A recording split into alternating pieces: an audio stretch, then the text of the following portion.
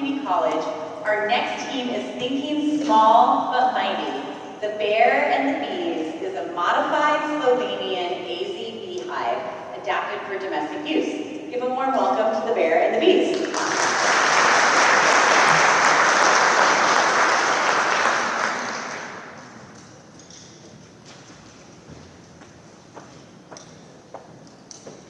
Hello, everybody.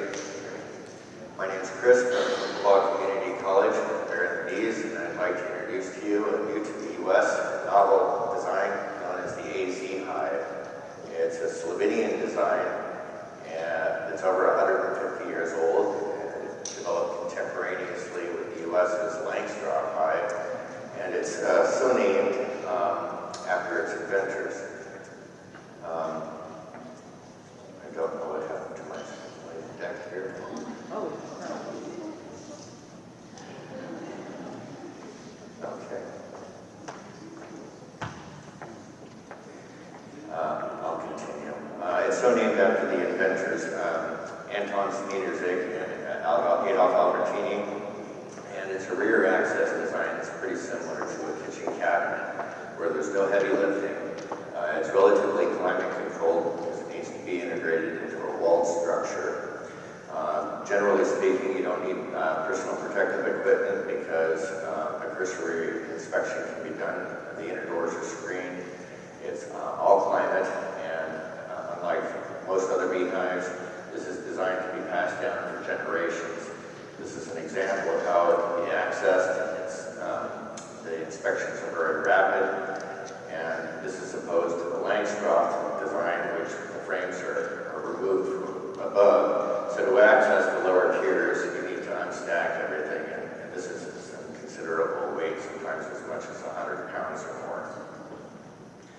And bees are especially important now in the United States because we've been experiencing problems with infestations, particularly Varroa destructors, small hive beetle.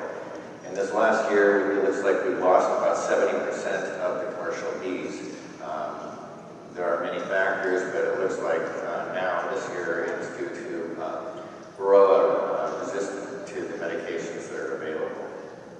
This is an example. They feature inner feeder jars as well as an inspection tray, which you can actually lift very quickly for things like larvae or any other infestation. You can do this as opposed to other hive designs year-round, which is something just inconceivable with, say, for a Langstroth in the dead of February. And early detection means early intervention. This is a kind of a crude example of a Langstroth hive just being propped up by some bricks, which is not uncommon, and held in close proximity to the soil, and it's prone to soil-borne pathogens, as opposed to this humble AZ configuration where it's elevated off the ground and also has a shelf that insulates it from anything that might be soil-borne. And below are just a couple of examples of wax moth and small hive beetle infestation.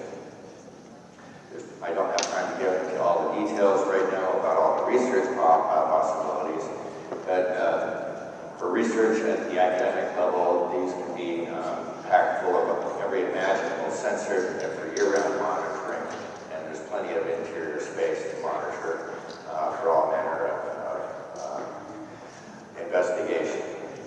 This hive is re-engineered for the U.S. market to ensure forward compatibility with existing equipment like honey extractors and off-the-shelf wax foundation to ensure compatibility, and that's not trivial. In terms of financials, it's about 2 to 3 times the expense of a Langstroth hive. However, a Langstroth hive, the longevity is approximately 3 to 5 years, as opposed to the AZ hives with proper maintenance that could last 30 to 50, there's even hives that are 150 years old.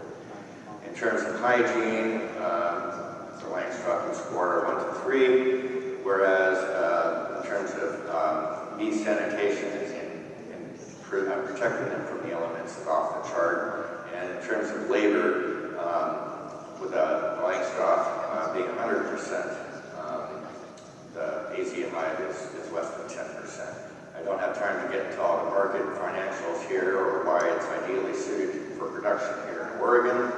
But we're on a major thoroughfare for both pollination as well as the timber industry, and we've improved automation. And so we're with you, Rhonda. Don't get left out in the pool. Thank you very much.